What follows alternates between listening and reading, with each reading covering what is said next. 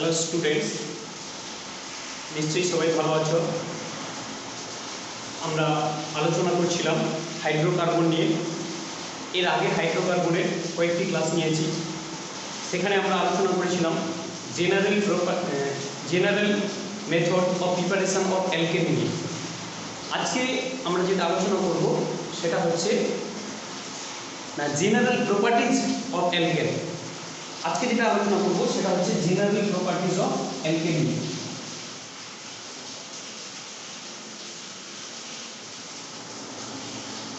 General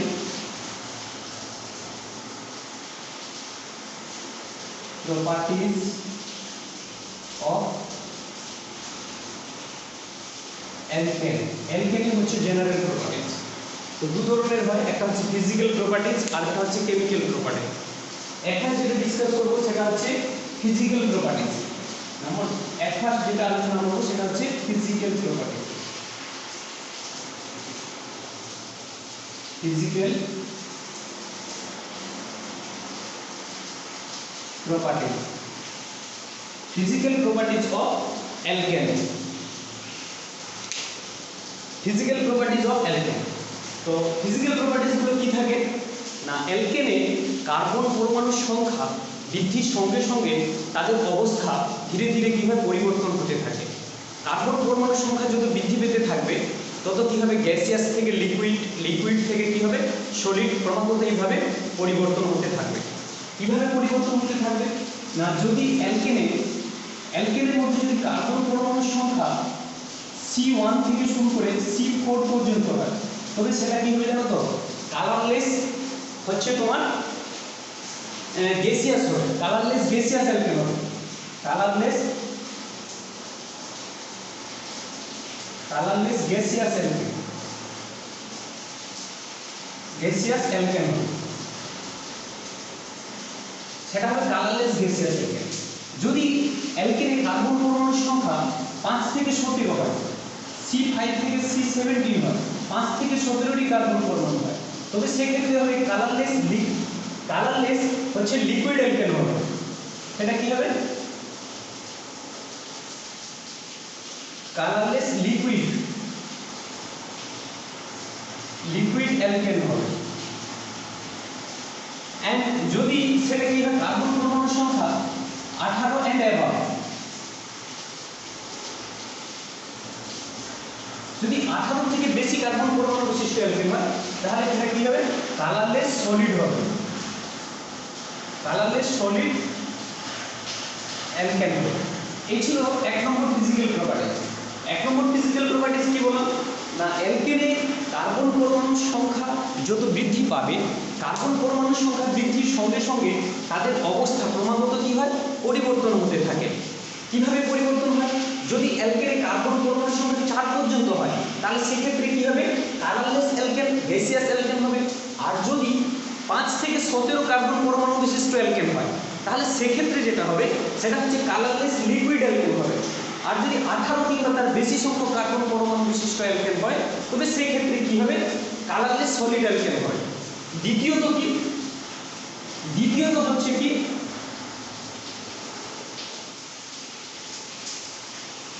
না, অধ্রুবীয় হচ্ছে শাখাহীন, অধ্রুবীয় শাখাহীন অ্যালকেনের গলনাঙ্ক, স্ফুটনাঙ্ক, তাদের সান্দ্রতা কি হয় না, শাখাযুক্ত অ্যালকেনের থেকে বেশি হয়ে থাকে। কি বললাম, অধ্রুবীয় শাখাহীন অ্যালকেনের গলনাঙ্ক, স্ফুটনাঙ্ক, তাদের সান্দ্রতা কি হয়, শাখাযুক্ত অ্যালকেনের থেকে বেশি হয়। যেমন কি বলবো, উদাহরণ দিয়ে বললে ভালো হবে, যেমন N pentane, CH3, CH2, CH2, CH2, CH3, এটা হচ্ছে এন পেন্টেন।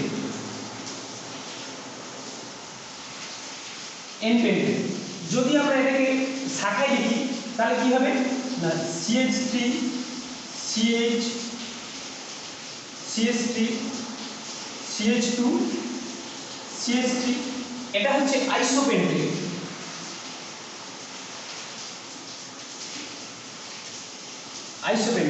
আর যদি আমরা এইভাবে লিখি তখন তাকে বলবো কি, CH3, CH3, CH3 and CH3 এটাকে বলবো নিওপেন্টেন। নিওপেন্টেন কি বললাম না শাখাহীন অসম্পৃক্ত অ্যালকেনের গলনাঙ্ক স্ফুটনাঙ্ক তাদের সান্দ্রতা বেশি হয়। তাহলে এর ক্ষেত্রে কি হবে গলনাঙ্ক স্ফুটনাঙ্ক সান্দ্রতা বাকি এই আইসোপেন্টেন কিংবা নিওপেন্টেনের থেকে বেশি হবে। কারণটা কি না এদের ক্ষেত্রে দুর্বল ভ্যান ডার ওয়াল আকর্ষণ বল কাজ করে।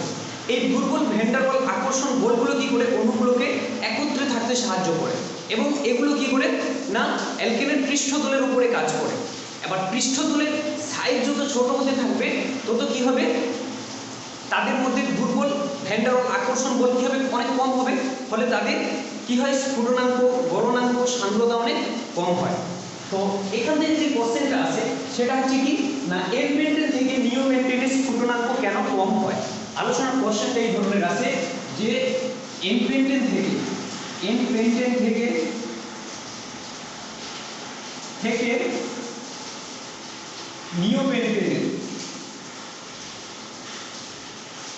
নিওপেন্টেন এর স্ফুটনাঙ্ক কম কেন, স্ফুটনাঙ্ক কম কেন এই কোশ্চেনটা আসে প্রায় এসে থাকে। কারণটা কি না যখন এই এনপেন্টেনটা আইসোপেন্টেন কিংবা নিওপেন্টেনে হয় অর্থাৎ শাখাযুক্ত পেন্টেনে পরিণত হবে তখন কি হয় এদের আকৃতিটা অনেকটা স্ফেরিক্যাল হয়ে যায়। কি হয়ে যায় স্ফেরিক্যাল হয়ে যায়। দেখো এনপেন্টেনের আকার যেটা শাখাহীন এটা হচ্ছে শাখাহীন এনপেন্টেন CH3 CH2 CH2 and CH3 এখানে কোনো শাখা নেই। এখানে শাখা না থাকার জন্য এদের পৃষ্ঠতল অনেক বেশি এবং পৃষ্ঠতল অনেক বেশি হওয়ার জন্য এদের মধ্যে ভ্যান ডার ওয়াল আকর্ষণ বলটাও অনেক বেশি হয়, যার জন্য এদের কি হয় এদের স্ফুটনাঙ্ক গলনাঙ্ক অনেক বেশি হয়। কিন্তু যদি আমরা নিওপেন্টেনের ক্ষেত্রে বলি নিওপেন্টেনে কি হয় শাখার সংখ্যা ধীরে ধীরে বেড়ে গেছে 1 2 3 and 4 এখানে শাখার সংখ্যা বেড়ে গেছে। শাখার সংখ্যা বৃদ্ধি পাওয়ার সঙ্গে সঙ্গে এর গঠনটা কি হয়ে গেছে স্ফেরিক্যাল হয়ে গেছে। এটা কি ছিল স্ফেরিক্যাল হয়ে গেছে। স্ফেরিক্যাল হয়ে যাওয়ার জন্য এর পৃষ্ঠতলের আকার অনেক ছোট হয়ে গেছে আর পৃষ্ঠতলের আকার অনেক ছোট হয়ে যাওয়ার জন্য তার মধ্যে দুর্বল ভ্যান ডার ওয়াল আকর্ষণ বলের মান অনেক কম হয়ে গেছে। আর আকর্ষণ বলের দুর্বল ভ্যান ডার ওয়াল আকর্ষণ বলের মান কম হওয়ার জন্য এর স্ফুটনাঙ্ক অনেক কম। তাহলে যার কি হবে পৃষ্ঠতলের সংখ্যা যত বেশি হবে সেখানে ভ্যান ডার ওয়াল আকর্ষণ বল অনেক বেশি হবে এবং ভ্যান ডার ওয়াল আকর্ষণ বল বেশি হওয়ার জন্য এর গলনাঙ্ক স্ফুটনাঙ্ক সান্দ্রতা বেশি হয়। তো যেমন এনপেন্টেনের স্ফুটনাঙ্ক অর্থাৎ মেল্টিং পয়েন্ট এর মেল্টিং পয়েন্ট কত জানো এনপেন্টেনের হচ্ছে মেল্টিং পয়েন্ট এর মেল্টিং পয়েন্ট 36.2 হয়। এর মেল্টিং পয়েন্ট হচ্ছে 28 এর মেল্টিং পয়েন্ট হচ্ছে 28 আর এর মেল্টিং পয়েন্ট হচ্ছে 9.2 এর মেল্টিং পয়েন্ট। তাহলে দেখো ধীরে ধীরে কতটা মেল্টিং পয়েন্ট কম ডিফারেন্স দেখো এখানে কি না এনপেন্টেনের ক্ষেত্রে এর মেল্টিং পয়েন্ট হচ্ছে কত 36.2 আর আইসোপেন্টেনের ক্ষেত্রে কি দেখা গেছে 28 এর নিওপেন্টেনের ক্ষেত্রে স্ফুটনাঙ্ক কত হয়েছে 9.2। কারণটা কি না এনপেন্টেন থেকে নিওপেন্টেনের শাখা বেড়ে গেছে। শাখা বেড়ে যাওয়ার জন্য তার আকৃতি ছোট হয়ে গেছে। আকৃতি ছোট হয়ে যাওয়ার জন্য কি হচ্ছে সেখানে পৃষ্ঠতলের ক্ষেত্রফল ছোট আর পৃষ্ঠতলের ক্ষেত্রফল ছোট হওয়ার জন্য এদের মধ্যে ভ্যান ডার ওয়াল আকর্ষণ বল অনেক ছোট হয়ে যায়। আর নিওপেন্টেনের ক্ষেত্রে আকৃতি অনেকটা ছোট হয়ে গেছে। আকৃতি কি হয়ে গেছে স্ফেরিক্যাল হয়ে গেছে, যার জন্য কি হচ্ছে এখানে ভ্যান ডার ওয়াল আকর্ষণ বলের মান অনেক কম হলে এর কি হচ্ছে না স্ফুটনাঙ্ক অনেক কম হয়। এই কারণে হচ্ছে এনপেন্টেন থেকে নিওপেন্টেনের স্ফুটনাঙ্ক কম। এবারে আমরা আলোচনা করব যে chemical properties of alkane.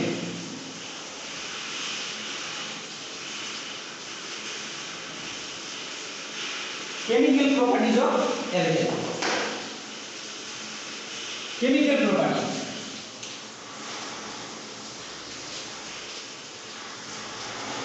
Chemical property chemical প্রপার্টিতে আমরা কি আলোচনা করব জেনারেল রিঅ্যাকশন আলোচনা করব। কি করব general reaction. General reaction general reaction গুলো কি করব একটা একটা করে জেনারেল রিঅ্যাকশন আমরা আলোচনা করব। সবথেকে প্রথমে যেটা করব সেটা অক্সিডেশন অফ অ্যালকেন। নাম্বার 1 যেটা করব oxidation of alkane. Oxidation of alkane অ্যালকেনের হচ্ছে কি করব, অক্সিডেশন করব। না মিথেনের নিয়ন্ত্রিত জারণে কি বললাম, না মিথেনের যদি নিয়ন্ত্রিত জারণ ঘটানো হয়, মিথেনের নিয়ন্ত্রিত জারণে কি হয়, মিথানল ফর্মালডিহাইড উৎপন্ন হয়। মিথেনের যদি নিয়ন্ত্রিত জারণ ঘটানো হয় তাহলে সেই ক্ষেত্রে কি হবে, মিথানল এবং ফর্মালডিহাইড উৎপন্ন হবে। তো আমরা একটা একটা করে দেখে নেব। ধরো মিথেন, মিথেনের সঙ্গে যদি অক্সিজেন দিই কি করব, না কপার ক্যাটালিস্ট দেব, কিউ ক্যাটালিস্ট, কপার ক্যাটালিস্ট দেব, 300 ডিগ্রি সেন্টিগ্রেড টেম্পারেচার দেব এবং 1100 অ্যাটমসফিয়ার প্রেসার দেব। কি বললাম, না কপার ক্যাটালিস্ট অনুঘটকের উপস্থিতিতে 300 ডিগ্রি সেন্টিগ্রেড তাপমাত্রায় এবং 1100 অ্যাটমসফিয়ার চাপে মিথেনের সঙ্গে অক্সিজেনের যদি বিক্রিয়া ঘটানো হয় তাহলে সেই ক্ষেত্রে কি উৎপন্ন হবে, মিথানল উৎপন্ন হবে। কি হবে, মিথানল উৎপন্ন হবে। মিথানল, মিথানল উৎপন্ন হয়। কি বললাম, কপার ক্যাটালিস্ট অনুঘটকের উপস্থিতিতে 300 ডিগ্রি সেন্টিগ্রেড তাপমাত্রায় 1100 অ্যাটমসফিয়ার চাপে মিথেনের যদি নিয়ন্ত্রিত জারণ ঘটানো হয় তাহলে সেক্ষেত্রে কি উৎপন্ন হবে, মিথানল উৎপন্ন হবে। যদি আমি এই মিথানকে কি করে ম্যাঙ্গানিজ ডাইঅক্সাইড অনুঘটকের উপস্থিতিতে এবং 450 ডিগ্রি সেন্টিগ্রেড তাপমাত্রায় উত্তপ্ত করি তখন কি উৎপন্ন হবে, তখন ফর্মালডিহাইড উৎপন্ন হবে। আমি বলেছিলাম মিথেনের নিয়ন্ত্রিত জারণে কি উৎপন্ন হয়, মিথানল উৎপন্ন হয়। আরেকটা দেখে নেব কিভাবে ফর্মালডিহাইড উৎপন্ন হয়। তো মিথেন দেব, মিথেন প্লাস তার সঙ্গে অক্সিজেন দেব, দিয়ে কি দেবো, ম্যাঙ্গানিজ ডাইঅক্সাইড অনুঘটক দেব, MnO2, ম্যাঙ্গানিজ ডাইঅক্সাইড অনুঘটক এবং 450 ডিগ্রি সেন্টিগ্রেড টেম্পারেচার দেব। যদি 450 ডিগ্রি সেন্টিগ্রেড তাপমাত্রায় ম্যাঙ্গানিজ ডাইঅক্সাইড অনুঘটকের উপস্থিতিতে মিথেনের নিয়ন্ত্রিত জারণ ঘটানো হয় তবে সেক্ষেত্রে কি উৎপন্ন হবে, ফর্মালডিহাইড উৎপন্ন হবে, HCHO, ফর্মালডিহাইড উৎপন্ন হবে এবং জল উৎপন্ন হবে, ফর্মালডিহাইড।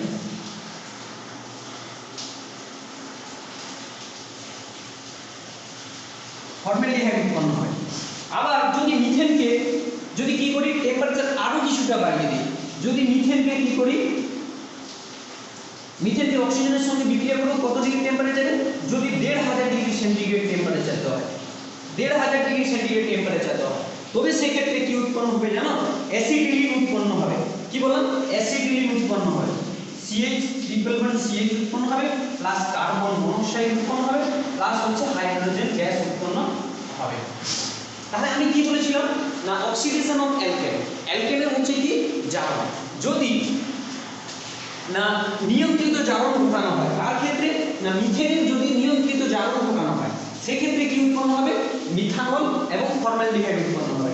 না কপার ক্যাটালিস্ট অনুঘটকের উপস্থিতিতে 300 ডিগ্রি সেন্টিগ্রেড তাপমাত্রায় এবং 1100 অ্যাটমসফিয়ার চাপে যদি মিথেনের নিয়ন্ত্রিত জারণ ঘটানো হয় তবে সেক্ষেত্রে মিথানল উৎপন্ন হবে। আর যদি 450 ডিগ্রি সেন্টিগ্রেড তাপমাত্রায় কি করি, ম্যাঙ্গানিজ ডাইঅক্সাইড অনুঘটকের উপস্থিতিতে মিথেনের নিয়ন্ত্রিত জারণ ঘটায় তাহলে সেক্ষেত্রে দেখতে পাবো মুখ্য প্রোডাক্ট হিসেবে ফর্মালডিহাইড। যদি টেম্পারেচারটিকে আরো অনেকটা বাড়িয়ে দিই, প্রচুর পরিমাণ টেম্পারেচার বাড়িয়ে দিই, প্রায় 1500 ডিগ্রি সেন্টিগ্রেড টেম্পারেচার করে দিই, তখন কি হবে জানো তো, অ্যালকিন উৎপন্ন হয়ে যাবে। এই ছিল হচ্ছে তোমার কি অক্সিডেশন অফ অ্যালকেন। এরপরে আমরা যেটা করব সেটা হচ্ছে সাবস্টিটিউশন রিঅ্যাকশন।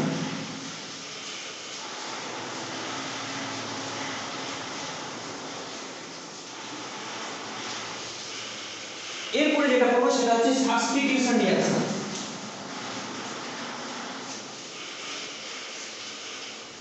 কি করব, সাবস্টিটিউশন রিঅ্যাকশন।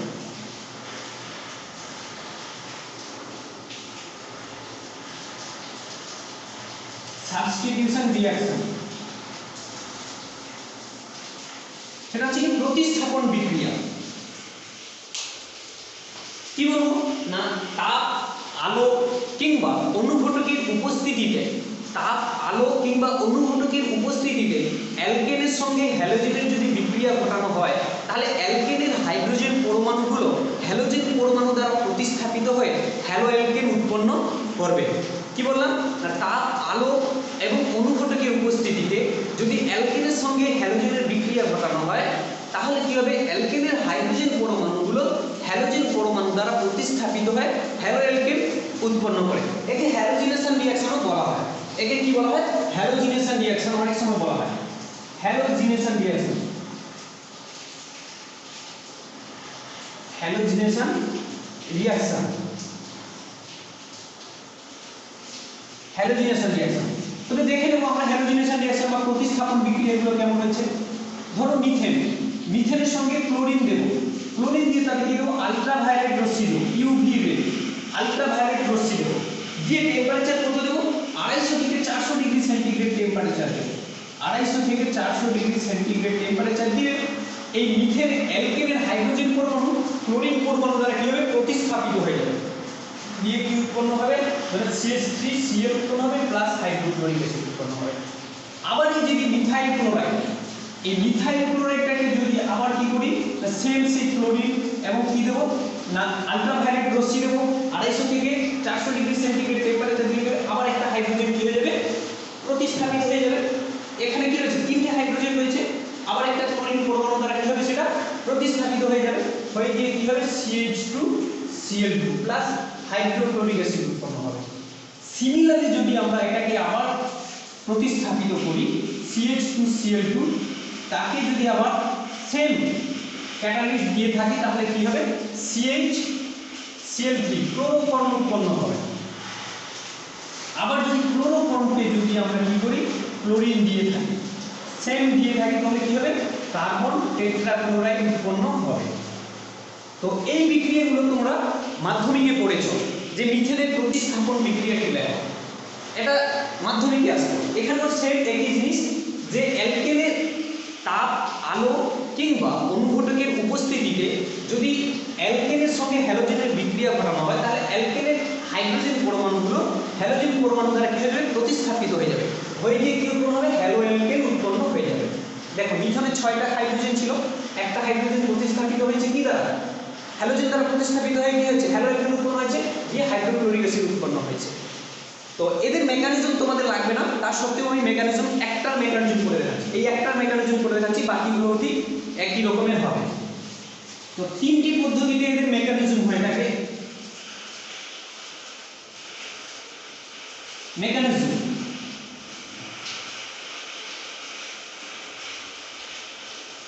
মেকানিজমটা কি না, এট ফার্স্ট যেটা বলবো স্টেপ 1, স্টেপ 1 এ কি হবে? স্টেপ 1 এ কি হবে না, এই যে ক্লোরিন রয়েছে, হ্যালোজেন রয়েছে, এই হ্যালোজেন কি করবে? আলট্রাভায়োলেট রশ্মির প্রভাবে ভেঙে যাবে। কিভাবে ভাঙবে না, এদের যে এই যে বন্ধন গঠনকারী যে ইলেকট্রন জোড় সেটা কি হবে? রেডিক্যালে পরিণত, এদিকে একটা এদিকে। দেখো কি হাফ তীর চিহ্ন নিয়েছি, কেমন নিয়েছি? যদি ফুল তীর চিহ্ন নেই তাহলে দুটো ইলেকট্রন জোড়কে বোঝায়, আর যদি এভাবে একটাকে বোঝায়, একটা এরোকে বোঝায়, তাহলে সে কি বলবো? একটা ইলেকট্রনকে বোঝাচ্ছে। তো এই বন্ধন গঠনকারী যে ইলেকট্রন জোড় তার একটা এই ক্লোরিনের উপরে আসবে আর একটা এই ক্লোরিনের উপরে আসবে, দিয়ে কি হবে? ক্লোরিন রেডিক্যালে কনভার্ট হয়ে যাবে। কি হয়ে যাবে না, ক্লোরিনের রেডিক্যালে কনভার্ট হয়ে যাবে, Cl ডট প্লাস হচ্ছে Cl ডট, এখানে একটা ইলেকট্রন, এখানে একটা ইলেকট্রন চলে আসবে। এবার স্টেপ 2 তে আমরা কি করব? যে আমরা স্টেপ 2 তে কি নেব? মিথেনটাকে আমরা লিখে নেব CH3H, এইভাবে লিখে নেব। তার সঙ্গে আমরা কি করব? ক্লোরিনের একটা রেডিক্যাল নেব, এই একটাকে নেব। দেখো এইখানে যে CH3 আর H যে বন্ধন আছে, এদের মধ্যে যে ইলেকট্রন জোড় আছে তাকে আমরা ভাঙবো। কিভাবে ভাঙবো না, এই বন্ধনটাকে ভাঙলে এর একটা ইলেকট্রন এই কার্বন পরমাণুর উপর চলে আসবে, আরেকটা ইলেকট্রন কি করবে না, এর একটা ইলেকট্রনের সঙ্গে যুক্ত হয়ে যাবে, যুক্ত হয়ে গিয়ে কি করবে? এরা একটা হাইড্রোজেন বন্ধন গঠন করবে, সেই সঙ্গে কি হবে না, CH3 ডট হয়ে যাবে প্লাস হচ্ছে হাইড্রোক্লোরিক অ্যাসিড উৎপন্ন হয়ে যাবে। দেখতে পাচ্ছ যে প্রথমে এই বন্ধন গঠনকারী ইলেকট্রন জোড়টা ভেঙে গিয়ে দুটো ক্লোরিন পরমাণুর উপরে রেডিক্যাল উৎপন্ন করেছে। সেকেন্ড স্টেপে কি করবে? মিথেনটাকে একটু ভেঙে নেব CH3 আর H আকারে। এই বন্ধন গঠনকারী যে ইলেকট্রন জোড় রয়েছে, একটা ইলেকট্রন কি করবে? এই মিথেনের কার্বনের উপরে চলে আসবে, আর একটা কি করবে? হাইড্রোজেন সহ ক্লোরিন, তাদের একটা হাইড্রোক্লোরিক অ্যাসিড গঠন করবে। এবার এই CH3 যে মূলকটা রয়েছে, এই CH3 মূলক সেকেন্ড স্টেপে কি করবে না, এই CH3 মূলকটা কি করবে? রেডিক্যাল প্লাস কি করবে? অন্য একটা ক্লোরিনের সঙ্গে সে আবার বিক্রিয়া করবে। কিভাবে বিক্রিয়া করবে? আবার এই বন্ধন গঠনকারী ইলেকট্রনের সঙ্গে এর যে একটা ইলেকট্রন আছে বিক্রিয়া করবে, আর এটা কি হবে আবার একটা আকারে চলে যাবে, দিয়ে কি উৎপন্ন হবে না মিথাইল ক্লোরাইড। মিথাইল ক্লোরাইড উৎপন্ন হবে প্লাস ক্লোরিন রেডিকেল উৎপন্ন হবে। এইটা হবে। তাহলে এই একটা পদ্ধতিতে আমরা দেখলাম কিভাবে একটা মিথাইল ক্লোরাইড উৎপন্ন হবে। আবার এই মিথাইল ক্লোরাইড আবার এইভাবে ক্লোরিনের সঙ্গে বিক্রিয়া করে করে এরকম চলতে থাকবে, যে কার্বন একটা ক্লোরাইড অ্যাটলিস্ট, এবং সবার শেষে যেটা হবে at the end point, at the end point, at the end point সবার শেষে কি হবে না এরকম দুটো মিথাইল রেডিকেল পাবো। সেই দুটো মিথাইল রেডিকেল কি হবে জানো তো, CH3 radical plus CH3 radical দুজন যুক্ত হয়ে কি হবে ইথেন উৎপন্ন হবে। ইথেন উৎপন্ন হবে এবং সবার শেষে এরকম দুটো ক্লোরিন রেডিকেল পাবো, Cl রেডিকেল প্লাস হচ্ছে Cl রেডিকেল, দিয়ে এরা কি করবে ক্লোরিন গ্যাস উৎপন্ন করবে। তাহলে নিশ্চয়ই তোমরা বুঝতে পারছো যে কিভাবে হচ্ছে। এই ছিল সাবস্টিটিউশন রিঅ্যাকশন। এবারে হচ্ছে কি না অ্যালকেনের সঙ্গে হ্যালোজেনের যে বিক্রিয়া ঘটানো হয়, এই যে অ্যালকেনের সঙ্গে যে হ্যালোজেনগুলো বিক্রিয়া করছে, হ্যালোজেনগুলির বিক্রিয়ার সক্রিয়তার ক্রম হচ্ছে কি না সবথেকে বেশি অ্যালকেনের সঙ্গে হ্যালোজেন যেটা বিক্রিয়া করবে সেটা হচ্ছে কি ফ্লোরিন। ফ্লোরিন সবথেকে বেশি অ্যালকেনের সঙ্গে বিক্রিয়া করবে, তারপরে ক্লোরিন, তারপরে ব্রোমিন, তারপরে আয়োডিন। তাহলে অ্যালকেনের সঙ্গে হ্যালোজেনগুলি বিক্রিয়া কি বললাম, অ্যালকেনের সঙ্গে হ্যালোজেনের যে বিক্রিয়া হয়, বিক্রিয়া হ্যালোজেনগুলির সক্রিয়তার ক্রম, activity order of halogen.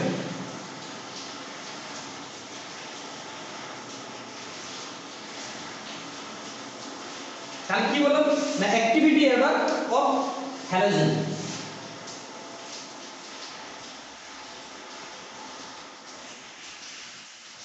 Activity order of halogen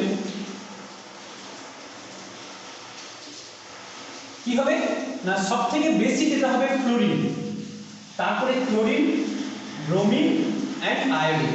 তাহলে অ্যালকেনের সঙ্গে রিঅ্যাক্ট উইথ অ্যালকেন, কি বলো রিঅ্যাক্ট উইথ অ্যালকেন,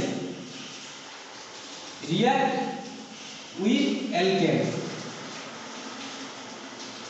অ্যালকেনের সঙ্গে হ্যালোজেনগুলি যে বিক্রিয়া করে তাদের সক্রিয়তার ক্রম, অ্যালকেনের সঙ্গে সবথেকে বেশি যে হ্যালোজেনটা বিক্রিয়া করে সেটা হচ্ছে chlorine, chlorine, bromine, iodine. Just মনে রাখো।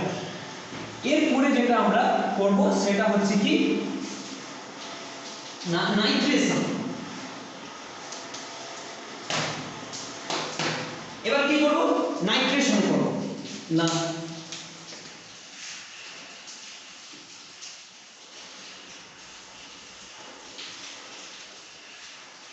নাইট্রেশন বিক্রিয়া কি না উচ্চ উষ্ণতায় প্রায় 400 ডিগ্রি সেন্টিগ্রেড তাপমাত্রায় নাইট্রিক অ্যাসিডের বাষ্প এবং যদি যে কোনো একটা অ্যালকেনের বিক্রিয়া ঘটানো হয় তাহলে অ্যালকেনের যে হাইড্রোজেন পরমাণু সেগুলো নাইট্রো গ্রুপ দ্বারা প্রতিস্থাপিত হয়ে নাইট্রো অ্যালকেন উৎপন্ন করে। কি বললাম না উচ্চ উষ্ণতায় প্রায় 400 ডিগ্রি সেন্টিগ্রেড তাপমাত্রায় নাইট্রিক অ্যাসিডের বাষ্প এবং অ্যালকেনের যদি বিক্রিয়া ঘটানো হয় তাহলে অ্যালকেনের হাইড্রোজেন পরমাণুগুলো কি দ্বারা না নাইট্রো গ্রুপ দ্বারা প্রতিস্থাপিত হয়।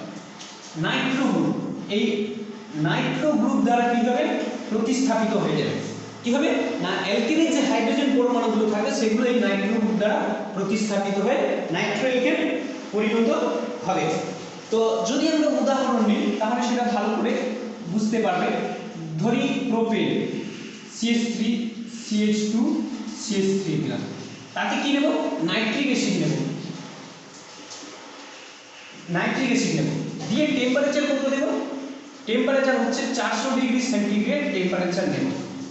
তাহলে কি বললাম না উচ্চ উষ্ণতায় প্রায় 400 ডিগ্রি সেন্টিগ্রেড তাপমাত্রায় অ্যালকেনের সঙ্গে নাইট্রিক অ্যাসিডের বাষ্পে যদি বিক্রিয়া ঘটানো হয় তাহলে সেই ক্ষেত্রে নাইট্রো অ্যালকেন উৎপন্ন হবে।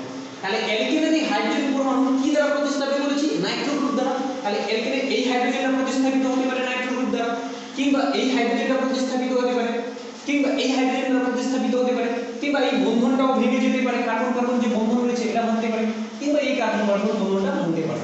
তবে এই দুজন হচ্ছে সমতুল্য কার্বন কার্বন বন্ড, যেটাই ভাঙুন না কেন একই রকম প্রোডাক্ট উৎপন্ন হবে। তো দেখবো আমরা একটা একটা করে কি ধরনের প্রোডাক্ট উৎপন্ন হবে। যদি এই হাইড্রোজেনটা প্রতিস্থাপিত হয় তাহলে কি হবে CH3 CH2 CH2 NO2, এই একটা নাইট্রো অ্যালকেন হতে পারে। প্লাস হতে পারে কি যদি এই হাইড্রোজেনটা প্রতিস্থাপিত হয় তাহলে CH3 CH NO2 প্লাস যে CH3 এমনটি হতে পারে, বা এমনটি হতে পারে কি হবে, এই কার্বন কার্বনের বন্ধনটাও যদি ভেঙে যায় তাহলে এখানেও নাইট্রো গ্রুপ ঢুকতে পারে, আবার এখানটাও নাইট্রো গ্রুপ ঢুকতে পারে। যদি এটা ভেঙে থাকে তাহলে কি হবে, CH3 CH2 NO2 হবে, প্লাস হবে কি CH3 NO2, এই হবে। এই ছিল হচ্ছে নাইট্রেশন, অ্যালকেনের নাইট্রেশন। কি বললাম না, উচ্চ উষ্ণতায় প্রায় 400 ডিগ্রি সেন্টিগ্রেড তাপমাত্রায় যদি অ্যালকেনের সঙ্গে নাইট্রিক অ্যাসিডের বাষ্পের বিক্রিয়া ঘটানো হয় তাহলে কি হবে, অ্যালকেনের যে হাইড্রোজেন পরমাণুগুলো রয়েছে সেগুলো নাইট্রো গ্রুপ দ্বারা প্রতিস্থাপিত হয়ে নাইট্রো অ্যালকেন পরিণত হয়। এরপরে যেটা আমরা আলোচনা করব সেটা হচ্ছে কি সালফোনেশন। সালফোনেশন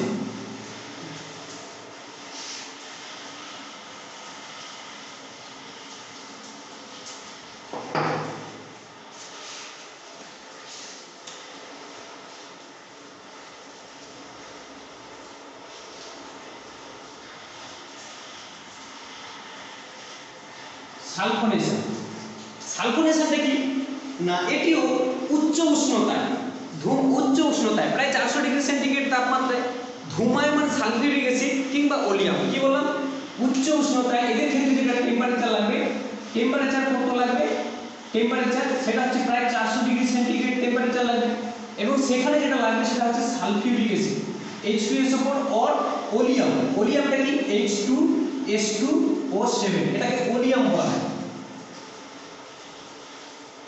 ওলিয়াম, এই ওলিয়ামটাকে না এমন ভাবেও লেখা হয় H2SO4 SO3, তাহলে H2SO2 SO4 হয়ে যাবে, এইভাবেও লেখা হয়।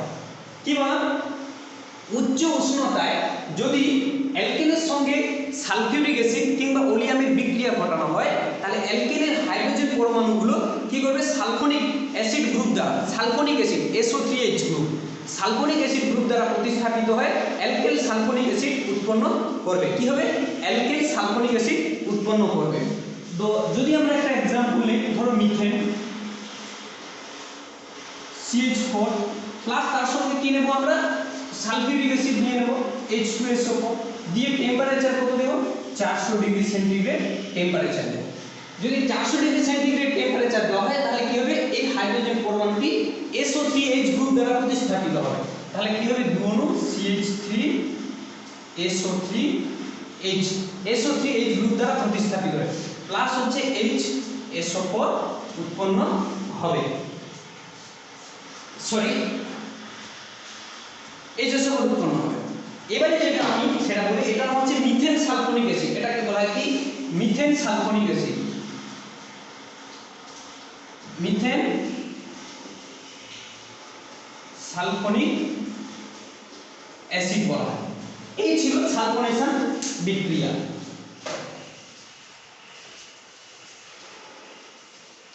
এই ছিল আমাদের সালফোনেশন বিক্রিয়া।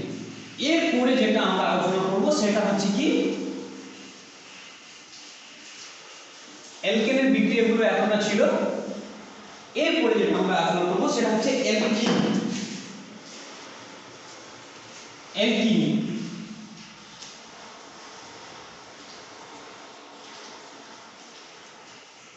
এর আগে আমরা আলোচনা করেছিলাম অ্যালকেন, অ্যালকেনের হচ্ছে general method of preparation of alkane, তারপরে সেটা কি আলোচনা করেছিলাম general properties of alkane, physical properties and chemical properties. এখন যেটা আলোচনা করব সেটা হচ্ছে অ্যালকিন। অ্যালকিনের যে সাধারণ সংকেত সেটা কি জানো, CnH2n, CnH2n। তো যেখানে n ইকুয়াল টু কি হবে 2 3 4 ডট ডট ডট, যদি n এর ভ্যালু আমরা 2 বসাই, যদি n এর ভ্যালু 2 বসাই তাহলে কি হবে, যদি n ইকুয়াল টু 2 হয়, n সমান যদি 2 হয় তাহলে কি হবে C2H4, n সমান যদি 3 হয় তাহলে কি হবে C3H6, n সমান যদি 4 হয় তাহলে কি হবে C4H8। এই ধরনের অ্যালকেনগুলো উৎপন্ন হবে। এবারে আমরা দেখে নেব এদের আইইউপ্যাক নাম কিংবা এদের সমাবয়বতা ইত্যাদি তোমরা অর্গানিকের যে ক্লাস হচ্ছে সেখানে শিখে ফেলেছো, অর্গানিকের যে ক্লাসগুলো হচ্ছে সেখানে ভালো করে জেনে গেছো। আমি এখানে ডিসকাস করব না, আমি এখানে মূলত যেটা করব সেটা হচ্ছে কি তাদের প্রিপারেশন করব আর জেনারেল প্রপার্টিজগুলো করব, ঠিক আছে? তাহলে এর ফার্স্ট যেটা করব general method of preparation of alkyne.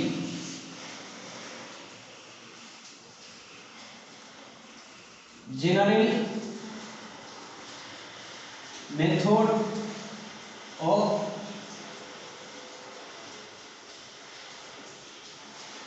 Preparation of alkene. অ্যালকিনের হচ্ছে প্রিপারেশনের জেনারেল মেথড। সবথেকে প্রথমে যেটা আলোচনা করব সেটা হচ্ছে কি না by dehydration of alcohol.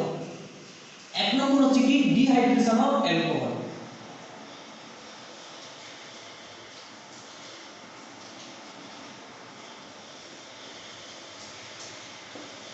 Dehydration of alcohol.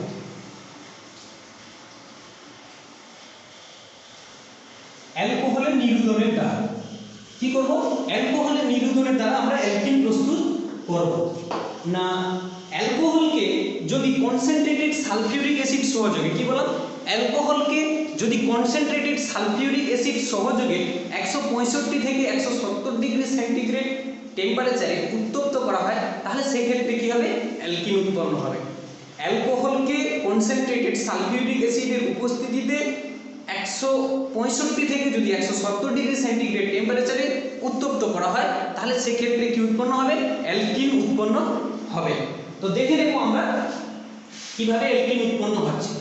ধরো আমরা নিলাম CH3 CH হাইড্রোজেন CH2OH, এটা হচ্ছে কি প্রোপানল। প্রোপানলটাকে আমি জাস্ট ভেঙে নিলাম, CH2টাকে H আর H আর H ভেঙে নিলাম, CH H এ ভেঙে নিলাম। এর সঙ্গে আমি কি দেবো বলেছি? Concentrated sulphuric acid, concentrated H2SO4। Concentrated H2SO4 দিয়ে 165 থেকে 170 ডিগ্রি টেম্পারেচারে হিট করব। হিট করলে কি হবে? অ্যালকিন উৎপন্ন হবে। CH3 CH double bond CH2 plus হচ্ছে কি হবে? H2O উৎপন্ন হয়। কিভাবে উৎপন্ন হবে? এই কনসেন্ট্রেটেড সালফিউরিক অ্যাসিড কি করবে? জল শোষণ করবে। এইটা হচ্ছে আলফা কার্বন আর এই হাইড্রোজেন এই কার্বনটা হচ্ছে কি বিটা কার্বন। এই এরা কি করবে না এই আলফা কার্বন থেকে হাইড্রোক্সিল গ্রুপ এবং বিটা কার্বন থেকে কি হবে?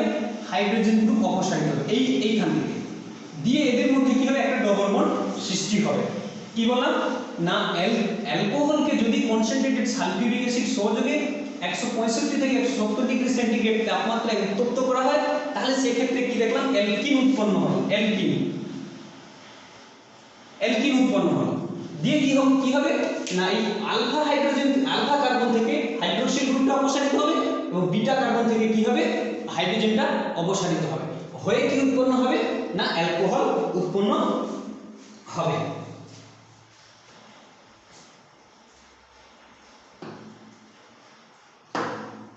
তো এর যে মেকানিজম, তোমাদের মেকানিজম লাগবে না, তাও আমি একটা মেকানিজম করে দেখাচ্ছি। এর মেকানিজম তোমাদের এইচএসএ নেই, তাও আমি করে দেখাচ্ছি। এট ফার্স্ট কি হবে? এই যে অ্যালকোহল CH3 CH2 CH2OH এ কি করবে? এই সালফিউরিক অ্যাসিড থেকে প্রোটন নেবে। এর যে লোন পেয়ার ইলেকট্রন আছে এ কি করবে? সালফিউরিক অ্যাসিড থেকে একটা হাইড্রোজেন নেবে দিয়ে কি হবে? প্রোটনেশন হবে। হয়ে কি উৎপন্ন হবে? CH3 CH2 CH2OH2 প্লাস হয়ে যাবে। কি হলো? প্রোটনেশন হলো। এটা হলো প্রোটনেশন হয়ে গেল। সেকেন্ড স্টেপে কি হবে? এটা হচ্ছে স্টেপ 1। এবারে দেখো আমরা স্টেপ 2। স্টেপ 2 তে কি হবে না এই প্রোটনটা ভেঙে যাবে। CH3 CH2 CH2OH প্লাস এটা কি স্লো স্টেপে কি হবে? ভেঙে যাবে। দেখো এখানটা কি হচ্ছে বলতো? প্লাস আই এফেক্ট দিচ্ছে। প্লাস আই এফেক্টের জন্য কি হবে বলতো? এটা ভেঙে গিয়ে বেরিয়ে যাবে। বেরিয়ে গিয়ে কি হবে? কার্বোকেটায়ন উৎপন্ন হবে। CH3 CH2 CH2 প্লাস এখানে কি উৎপন্ন হয়ে গেল? কার্বোকেটায়ন উৎপন্ন হয়ে গেল এবং জল বেরিয়ে গেছে প্লাস H2O। এটা হচ্ছে কার্বোক্যাটায়ন, এটাকে বলা হয় কার্বোক্যাটায়ন। এবং লাস্ট স্টেপে যেটা হবে, স্টেপ 3 তে যেটা আমরা বলবো, স্টেপ 3, এই কার্বোক্যাটায়নটা কি করবে, CH3 CH hydrogen CH2 plus, এখানে ইলেকট্রনের ঘাটতি রয়েছে, এখানে যেই আমি কি করব জল যোগ করব, এমনি কি করবে এই লোন পেয়ার ইলেকট্রনটা কি করবে না, যদি আমরা একে অ্যারো দিয়ে দেখাই খুব সুন্দর বুঝতে পারবে, এ কি করবে এই হাইড্রোজেনটাকে অ্যাকসেপ্ট করবে, এই প্রোটনটাকে যখনই নেবে তখন এই বন্ধন ভেঙে এখানে কি হবে ডবল বন্ড হয়ে যাবে, দিয়ে এখানে যেটা উৎপন্ন হবে সেটা হচ্ছে কি অ্যালকিন উৎপন্ন হবে, CH3 CH double bond CH2 alkyne উৎপন্ন হবে। তাহলে তোমরা দেখো এখানে যে মেকানিজমটা তোমাদের দেখালাম, এটা মেকানিজম তোমাদের এইচএস এ লাগবে না, শুধুমাত্র গ্র্যাজুয়েশনে যারা অনার্সে থাকবে তাদের জন্য লাগবে। তোমরা জাস্ট মনে রাখবে ডিহাইড্রেশন অফ অ্যালকোহল থেকে আমরা অ্যালকিন প্রস্তুত করতে পারি। যে একটা অ্যালকোহলকে যদি কনসেন্ট্রেটেড সালফিউরিক অ্যাসিড এবং 165 থেকে 170 ডিগ্রি সেন্টিগ্রেড তাপমাত্রায় উত্তপ্ত করি, তাহলে কি হবে এই আলফা কার্বন থেকে হাইড্রোক্সিল গ্রুপ অপসারিত হবে এবং বিটা কার্বন থেকে কি হবে হাইড্রোজেন অপসারিত হবে, হয়ে কি উৎপন্ন হবে অ্যালকিন উৎপন্ন হবে। মেকানিজম করার দরকার নেই, জাস্ট তোমাদের প্রোডাক্টটা কি হবে সেটাই জানতে চাওয়া। এরপরে দেখবো আমরা কি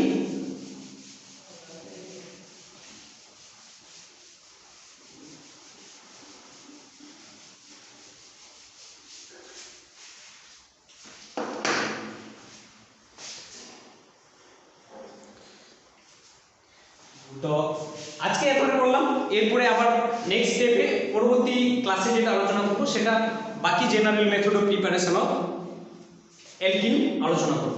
ওকে।